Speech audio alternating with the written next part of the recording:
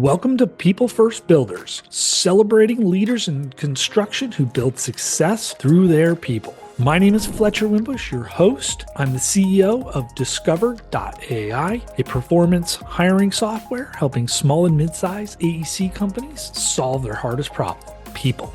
We help people first leaders install and execute repeatable talent acquisition systems that drive business results by hiring top performers, lowering turnover, and building world-class company cultures. Stick around to the end and you can learn more about how to become a guest on our podcast and share your story with the world. Welcome to the People First Builders podcast. My name is Fletcher Wimbush, and today I've got a really special guest, Michael Giaramita. He is the CEO of Group PMX, and you guys do some really large-scale projects across a wide variety of different industries, from infrastructure, transportation, education, healthcare. I mean, all different kind of sectors here within the construction space. And, Michael, belongs on this podcast. I'm so happy. I'm so excited to have you here. Throughout your career, you've championed the belief that project success begins with people. That's what we're here to talk about. That's why we have this conversation with so many leaders in the business. His leadership philosophy centers on developing strong teams, fostering collaboration, and creating organizational cultures where accountability, communication, and trust drive exceptional results, right? Our results come from the people. Michael, you live and breathe this every day.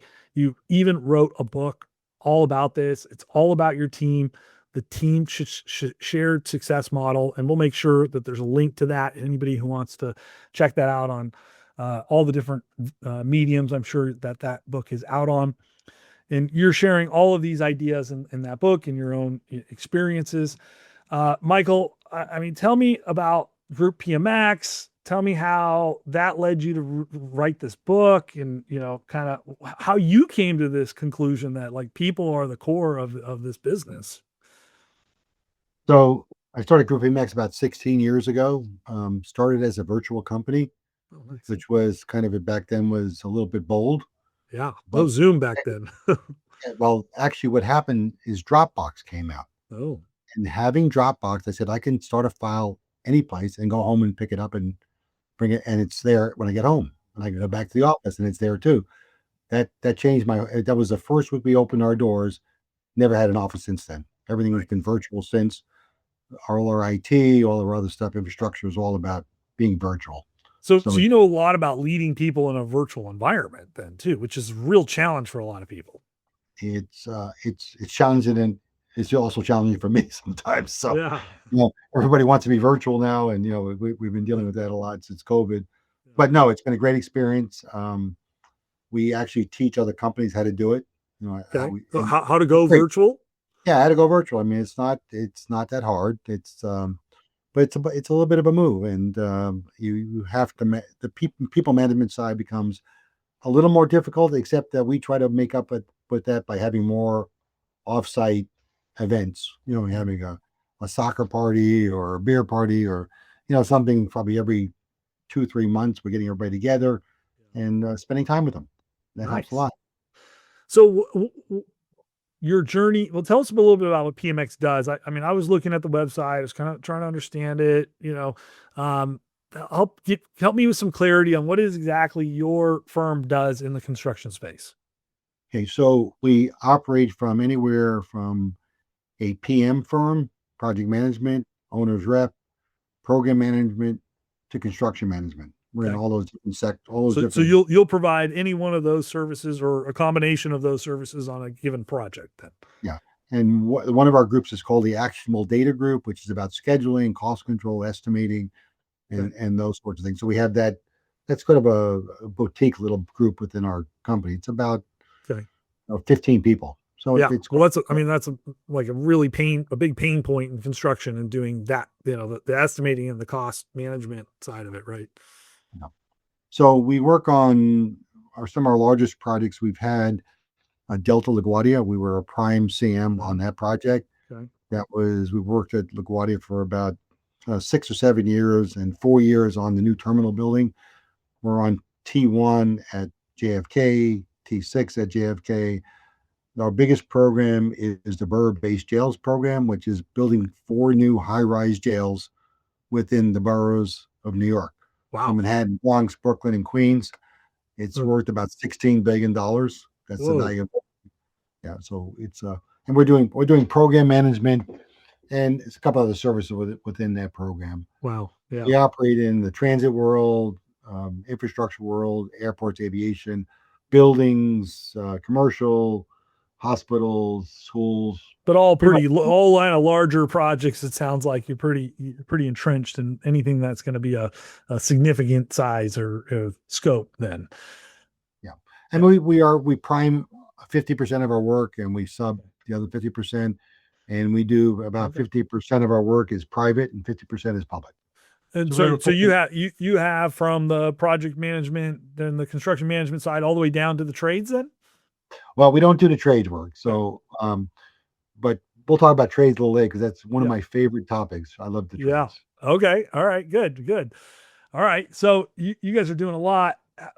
How did this lead you to um, writing this book? And when did you kind of have this epiphany that this is a people first business? And when, yeah, what? I mean, usually there's a kind of a moment, in somebody's career where they're like, okay, this I'm gonna lean into this idea. So, years ago, I started a process was called CM neutral, and the whole idea behind that was probably back 30 years ago. And I was developing this thing about how do we get everybody to talk to each other better and Mm. being sort of. So I was saying we neutralize the CM a little bit and we work to the trades and that name I could never get the name to work as I Yeah, wanted to. So around almost 10 years ago, came up with the theme of one team share success. yeah. And that spawned from a project I did for the International Monetary Fund in DC, which was the ugliest project I've ever been on. Mm. And I couldn't believe how it's all about.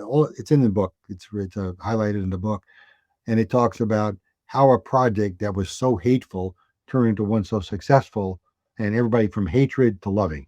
Okay. Hate, love, and it was a great transformation. And it took a long time. It took about 6 months to align the people, get the culture right, implement some dynamic organizational stuff, and then some tools to guide it through the system. Okay, cool. So it was all the different partners on the project or even internally that were clashing and what were maybe one of the key, ingredients to turning the tides on this project then? Okay, so the first meeting I went down, I had sent a sell sheet down to this project about a year before I went down. I get a call from the director of the IMF, can you come down and look at my project? I did. I went to a meeting, and every other word was "f you," your mother, your father. It was just horrible. I couldn't. Wow. I was in the room. I'm saying, "Wow, this is pretty bad." And I got up at the end. And I said, "I'm from New York, and I'm offended by you guys. Because I was in D.C. And I didn't think it could be as bad as New York, but Yeah. these they were worse than New York." So I walked out of the meeting, and the client said, "Well, what's wrong with my project?" I said, "Everybody hates each other." Yeah. I said, "There's nothing. There's not technical. It's about everybody hates each other, and everybody's band-aiding each other to make everything worse as they can to put obstacles in the way of everything." Wow. And So why does that happen? because the people on the job, the CM was interested in more claims and more adding more cost to the job. Well, the job was in its fourth year. It was supposed to be done. It Yeah. was 50% done and 100 million over budget. Yeah. These are these nightmare projects that we hear about. Yeah. And we were able to finish it basically without any more change orders in the next 2 years. Okay. And so how did you turn the tides? I mean, from this really contentious, toxic environment to, okay, we're getting it done. So when I walked in the meeting and the client says, "What's wrong?" I told him everybody hate each other. He said, "Can you fix it?" I said, "What's my authority?" Mm, So he said, "Your authority is you can fire anybody. mm, Any single entity. You can't fire like a team or a subcontractor, but any individual you can fire." Oh, okay. So Okay. you had to keep the contractor, the subs and the entities. You couldn't fire an entity, but you could fire any person. You could tell that subcontractor that person not allowed back on the site. Yes, I could do that. Yeah. So my first meeting, so I was interviewing the scheduler on the project. I'm looking at the schedule, and the schedule was totally tied in knots. I mean, it was you can delete half the schedule, the end date stayed the same. Yeah. So my schedule is going through it, and I'm looking at this woman, and I said, "Excuse me, can you tell me, did you go to school? Yeah, I went to UVA. I'm a civil engineer." And I said, "Well, what made you go to scheduling?" She said, "My father thought it was a good idea." So what does he do? He's a claims consultant. So I said, "Pack your bag." I didn't even think about it. It Yeah. came right out, and I couldn't even take it back. Yeah. And and that was that. That was my Yeah. first day, and that was we started changing the culture. The Yeah. culture was claim, claim, claim. Let's get as much out of this as we can. There was a $50 million claim at the end that we negotiated, but it was all about that. And the first thing we did was getting people aligned. What do we do? Yeah. What do we do different? If there's a problem, let's fix the problem. Don't Yeah. no blame. Let's go and work on the problem. So I had these two gentlemen that were older superintendents that walked the field every day, and he told me every problem that came up. Mike, Yeah. we got a problem here. We got a problem here, and I just go down and solve it. I wouldn't blame. I wouldn't. I Yeah. just bring the resource to solve it. And in my impression, it's better to solve the problem and pay for it than to have the problem and pay for it then. Yeah. Yeah. This arguing, the back and forth, the delays, Delay. finger pointing, that all that just cost the time on projects cost almost more than anything, I think, right? Every day it goes on longer than it should. It basically means you're just racking up the bill, right? That's exactly right. Delays are the most harmful thing on a project, second to none. Yeah. That you can't recover it. It's Yeah. gone. Yeah. So let's So just cut through the BS and let's just get it done. yeah, I mean, I call you if it was an architectural problem, I call them in and say, "Let's fix this." If there was a sub problem on a procurement, let's go find a better place to procure from. Yeah. We would work with them. We ignored the problem was that they came up with and find the solution. That's Yeah. what we did every day. So you eliminated the kind of the toxic, problematic people like pretty quick. I noticed. I mean, you gave us one example of that. I imagine there were maybe some others that had to be asked to leave, right? And I've that's been kind of ingrained in me since I was a kid. Let's eliminate the toxic or problem generators inside of our organizations.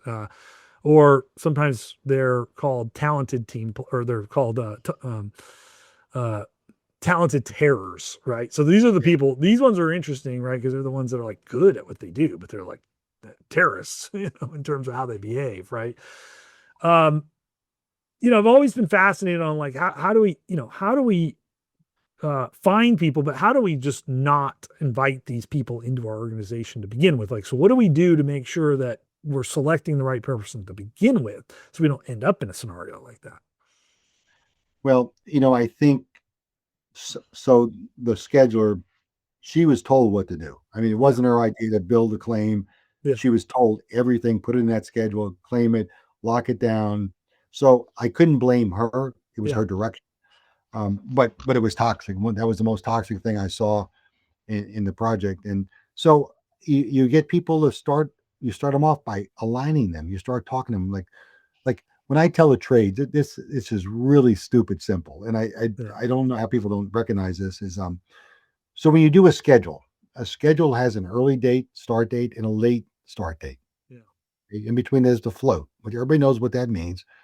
But if you start on the early dates and you finish on the early finishes, there is and I have a schedule we did for a project, Jacob Javits Convention Center.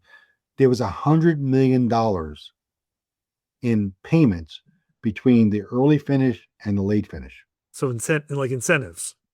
Yeah. It's just part of the way the schedule worked. Yeah. So I told the trade, if you finish on the early dates, you get $100 million a year sooner.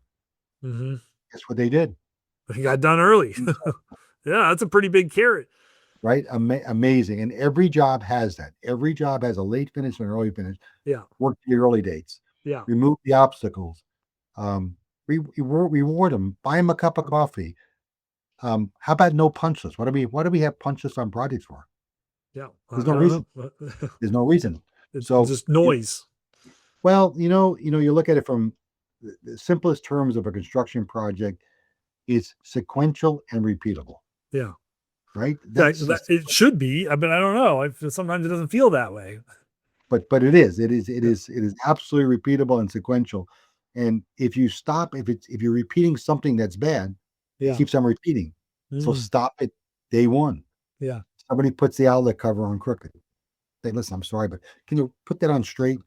You Yeah. know, get the right emphasis of institutions. There's a lot of institutions out there that support the trades, like the Gypsum Board Institution and electrical and all these things. You bring those institutions in, you teach the trades. This is how you're supposed to do it without being personal. Mm. I'm giving them the best resources that work for them, Yeah. and So, they so do a you better bring job. in, you oftentimes are bringing in then external resources to help develop them. It's, maybe a form of accountability, but it's really like, this is a tool for you individually and making it about them getting better at their craft and their trade and giving them a resource that maybe others won't, that, they just say, go out there and figure it out. And Yeah, like, good luck kind of thing. And then we'll yell at you when you screw it up, I guess. Right. but Fletcher, one of the things that came out of that is that we also taught the architects how to measure a level 5 finish on a wall. Mm, Like there was okay. so much contention about that level 5. There was 100 punch list items on level 5. It went down to 20. Once the Gypsum Board Association came in and said, no, this is level 5. This is not. Here's how you tell, and trained the architect eye to look at that, Yeah. and so it changed the delivery and the execution, and it changed the other side, and everybody came together. It wasn't about them against each other. Now they were all working together because now they understand what they have to do. Yeah. That It brought in was that brought in alignment then. exactly great Mm, word. Love it. yeah. That's really, really, really clever way to do that. And again, it's like nobody wants to listen to their parent, but we bring in somebody else, and it's like this really. Then it starts to help too. But you're going up and down, right? You're training both sides as well. So that's really, really great. So again, I'm always curious on how do we source great people and how do we figure out who's going to, be that talented team player versus that problematic person. What kind of tips and tricks have you seen? What have you seen that's working great? Or maybe that's finding a subcontractor as well. I mean, how do you identify these winners versus the folks that are going to have these problematic behaviors? So I think at the beginning you try your best to select the best people, and Yeah, sometimes that doesn't happen. Sometimes you get people that are problems, but if you show them the way, yeah, the other way to do things, they quickly adapt because mm, it's fun. It becomes yeah. fun. When the trades on the IMF job, when I first got, they hated that job. Mm. And within 6 months, the trade presidents were calling me, Mike, I don't know what you're doing there, but everybody loves coming to work there now Yeah. because we're treating them with respect. Mm. We're showing them how to do it, and people will change. I mean, there's a Yeah. couple that don't change, so but Yeah. those you can take care of. Those will find their way out then if they're not kind of falling in line with the more positive culture then, right? Right. And people want to be positive, and people Yeah. people like the attention, like the appreciation. So I do every job. I try to bring that forward. Is treat them right. We don't have to have punch lists. We don't have to redo things. Let's do it right from the beginning. And we just did a job. We're doing a big job for a bank, and I walked in and I saw a tile. It was a big lobby. It's about a $600 million project. The tile on a wall, 4x8 tile. And I'm looking at the tile, and the contractors, this foreman's looking at me. He says, "So what are you looking at?" I said, "I'm looking at that tile." He goes, "You don't like it, do you?" I said, "No, I don't." And he goes, "What's the matter?" So you can see the shadow of the lines. It's proud of the other wall. And we're sitting there talking about. He goes, "You know what? I'm gonna replace that tile without argument." There was no. He got it. He got what Yeah. I was looking at. I wasn't telling him. I wasn't yelling at the guy. I wouldn't tell him how bad it was. Yeah. Just softly said, it doesn't look like the rest of them." And he took it down. The next day it was replaced. Yeah. So there are ways to do things that keep everybody intact and keep their pride. And So you try to work that way, and I think that you get a lot further that way. Well, the best trades, they do have pride in their work, right? So, they don't necessarily need somebody to rub their nose in it, right? They, having a kind of a guiding them and helping them see the problem and be the one telling you that, hey, maybe this should be fixed, right? Is a path of least resistance, right? Yeah, yeah. But then you get those guys. I had one. We were working on Penn Station, and there was a bathroom. There's a tile layer in there, and he's laying the tile, and it's the last row at the bottom. The tile he's laying, it was a different size, a smaller size than the ones above it, and it was yellow versus white.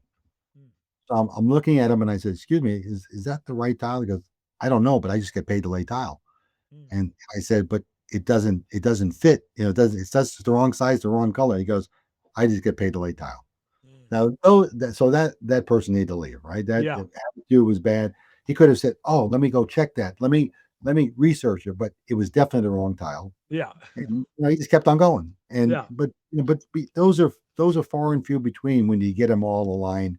They start thinking about the project, and it's the happy factor. They all like working with each other. Like so when you tell them to work on the early start dates, you get the trade that goes next to go to the trade before them and say, by the way, if you finish out a day early or 2 days early, I get to start early. And we all finish early. We're all very successful. yeah. So they start, It's so a not- little peer pressure starts happening, yeah, like you get friendly, healthy peer pressure, right? it is healthy. It's absolutely healthy, and they all start to march to a different tune, and they're being more successful, and it's pride of ownership. Yeah. It comes back. Well, and I think people are driven with growth and success, right? People like to accomplish things, or are naturally a little bit competitive. Hopefully, mostly in the healthy way, right? But people, we as human beings, we like to win, right? We like to Right. accomplish things, and that's, I think, part of our DNA. Yeah, I think many people sometimes will maybe argue not everybody feels that way, but I think you're right. Most people are generally inclined that way, right? And sometimes they get off track and maybe need help to get realigned there. But I mean, it's something in our DNA as human beings. I mean, look what we built from a society, right? Right. Uh, um, we just keep wanting to go forward, right? We keep wanting to go. Now we want to go to Mars, right? It's like, okay, how do we go to the next place? This is like baked in. So if you encourage that, right, then people get happy about it. They're prideful about it, and that's a pretty toxic, or not, rubs off, I guess. Yeah. That's Yeah. a Yeah. positive, It's infectious. It becomes infectious. infectious. Yeah, if Right? it's yeah, exactly right. So I love that. Okay, so what are some of your, what would be like one other really key thing that you think makes a huge difference, from a people perspective in getting a project done successfully that we haven't talked about yet? Yeah. So I mean, budget, schedule, quality. Those are the three, and safety. Those are the four major pillars. Um, I like to think that safety. Everybody has a response for safety, so Yeah. that they should cover themselves, and but you want to have a safe environment.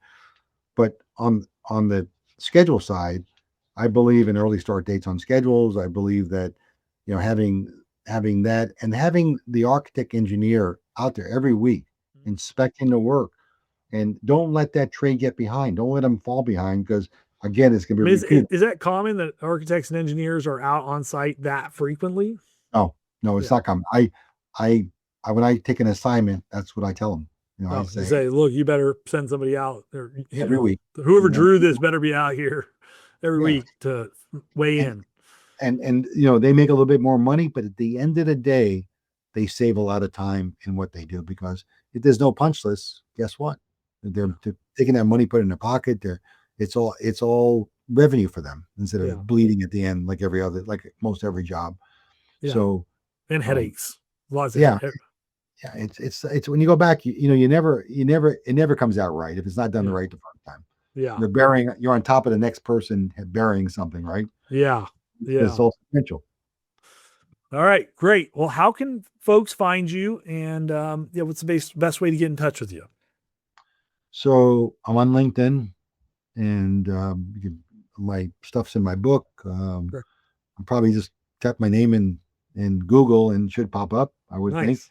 All right. Uh, Well, we'll make sure your LinkedIn profile is available. Anybody wants to connect with you, if you're looking for a great place to work, or interested in connecting and have a big project that you're looking for a great team to help you with, then sure, Mike, you would be happy to receive that connection, and of course a link to your book. And if anybody's interested in reading and hearing more of some of the stories that you shared today here, well, I really appreciate you being on today, Mike.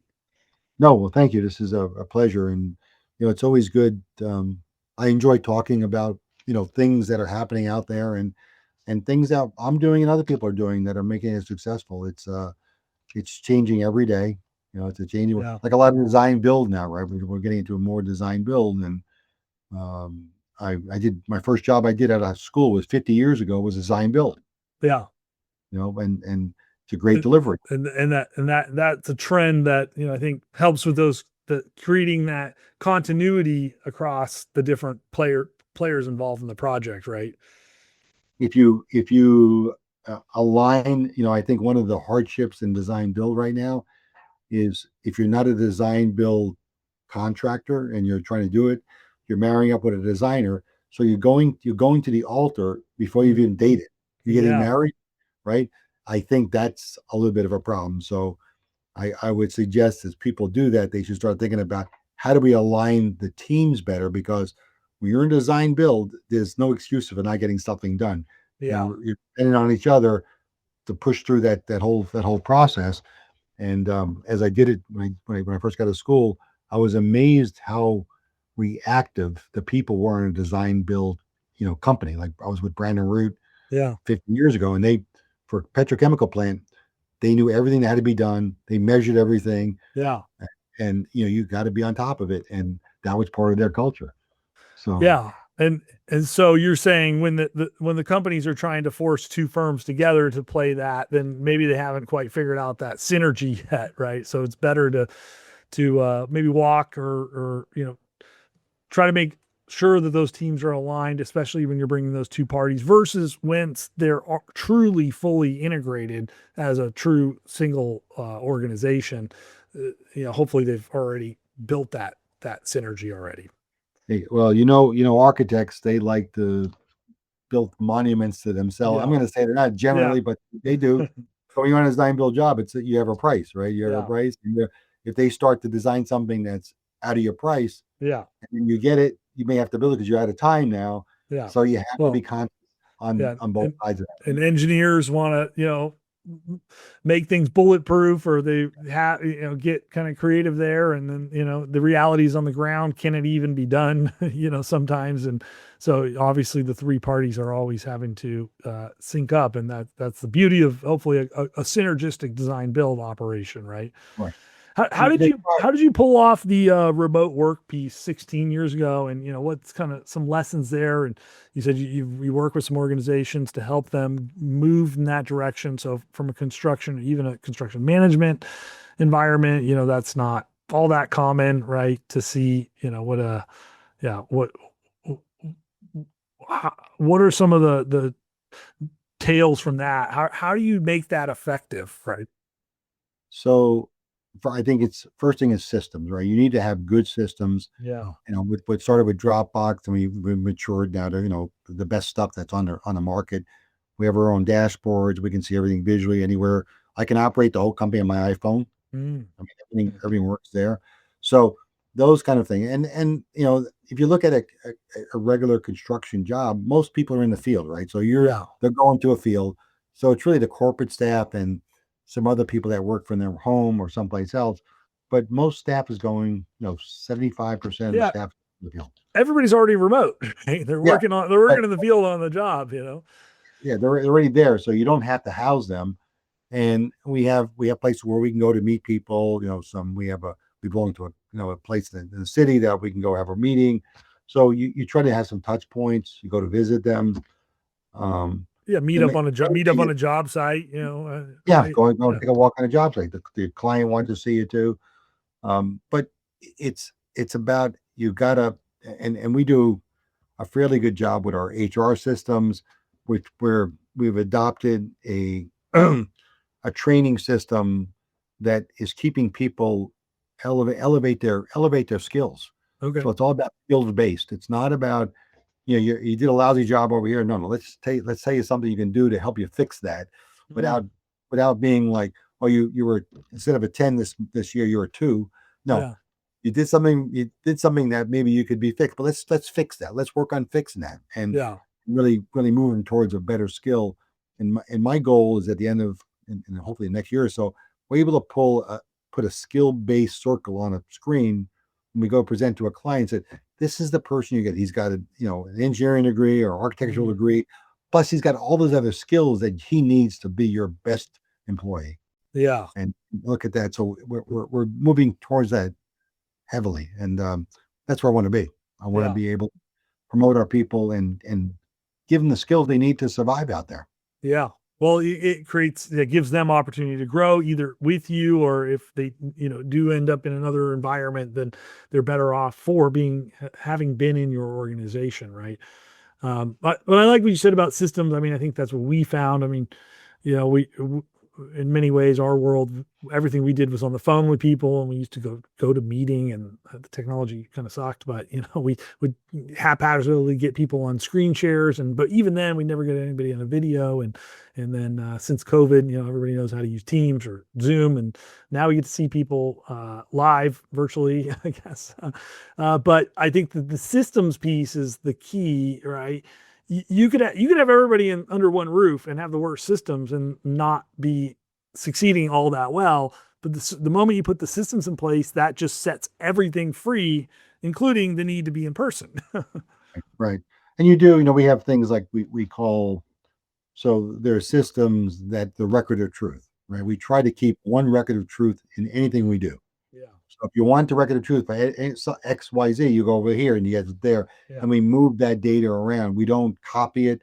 So we've been very diligent about that. So it helps keep the data clean, and plus people know where to go to get the information they You need. get So the answer. yeah, so it works pretty well. And where everything's electronic, everything's on a file server, or Yeah. actually on the cloud. We don't have a file server. Sure. We Yeah. can't. Not anymore. We've always had the cloud-based Yeah. system. We never had a file server. So Yeah. we've been staying ahead of that. We have a pretty good technology group. Thank you so much for listening to our People First Builders podcast. If you're a successful construction CEO and would like to tell your story on this program, please visit our podcast homepage, FletcherWimbush.com/peoplefirstbuilders, or check it out in the notes below. If you got something out of this interview and would like to share the episode on socials, we always appreciate that. Just take a quick screenshot with your phone, text it to a friend, or post it to the socials. If you know someone who might be a great guest, tag them on social and let them know. And don't forget, #PeopleFirstBuilders. I love seeing your posts and guest suggestions. We're regularly putting out new content. To make sure that you don't miss out on any episodes, go ahead and hit subscribe on your favorite podcast channel. Your thumbs up and ratings and reviews go a long way to help promote the show and mean a lot to me and my team. Want to know more? Go to our website, FletcherWimbush.com, or follow me on LinkedIn. Thanks for listening, and we'll see you next time.